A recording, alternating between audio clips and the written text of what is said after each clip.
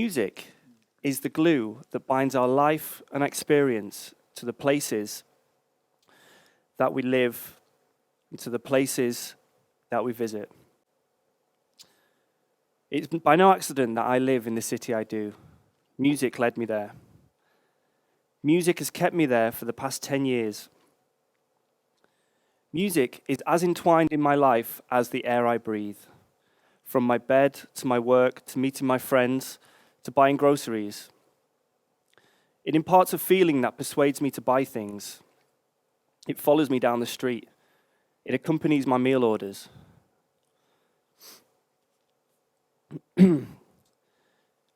Music is a powerful tool. It increases the body's feel-good transmitter, dopamine. It makes us happy. It reduces the stress hormone, cortisol. It creates memories. I'd be pretty confident to ask many people in this room if they have a memory that is anchored by a piece of music. Personally, I met my girlfriend at a concert. Not only making memories, music sharpens concentration. It enhances IQ.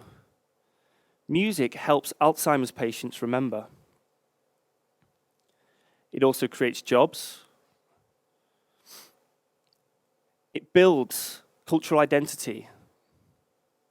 It drives revenue into the systems in which our cities operate. Music creates tourism. And there are many cities around the world that have utilized music and built in benefits for economic growth and social cohesion. The live music industry in Melbourne, Australia, creates 116,000 jobs and generates 1 billion Australian dollars a year. Rock Hill Park Festival in Bogota, Colombia, attracts 400,000 people every year. That's 400,000 people visiting the city, traveling through the city. 400,000 people eating and drinking in and around the festival site. Music tourism is accountable for nearly half of Austin, Texas's $1.6 billion economic output and contributes $38 million a year in tax revenue. I've got one more fact. South Korea saw a 13.4% increase in tourism the year directly following the K-pop mega hit Gangnam Style was released. This may seem like a coincidence, but South Korea actually had invested an awful lot of money into its domestic and its export music programs. And this is all well and good, but how can other cities achieve similar success stories through music? Or how can they even know how or why to support music and plan for its benefits? And I must note, this isn't just about live music or about building a bigger music industry. This is about the value of music in society. It's about the value of music for us as people and in cities as a whole. And it's about the fact that music exists everywhere. Musicians live in our cities. So how can we build strategy to better optimize and better use music in our cities? So first, we must understand music as an ecology, a living, breathing series of organisms that interact, support, and impact our environment. Let's take the ecosystem of a music artist. There are a sequence of facilities that artists require to develop the skills and the tools to build opportunity. They need education, they need to rehearse, they need to perform, and they need to record.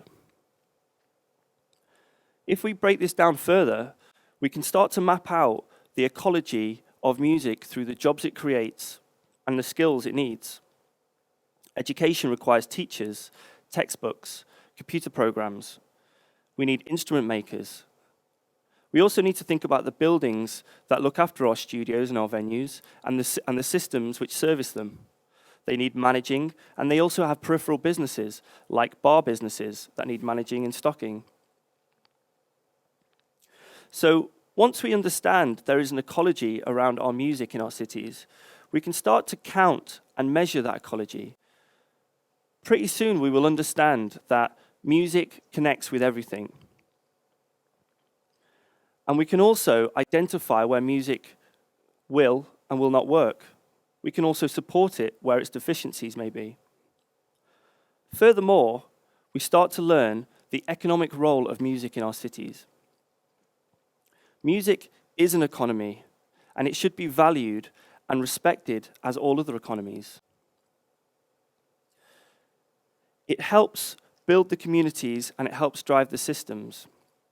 It needs infrastructure and policy to support this. Furthermore, the deeper we look into this and the more we understand this, the better we can plan for the future smooth running of our cities. And so far, I've acknowledged the grassroots element of music ecosystems. By grassroots, I mean the first access to music, from education through to early development. We can say colleges, workshops, grassroots music venues, etc.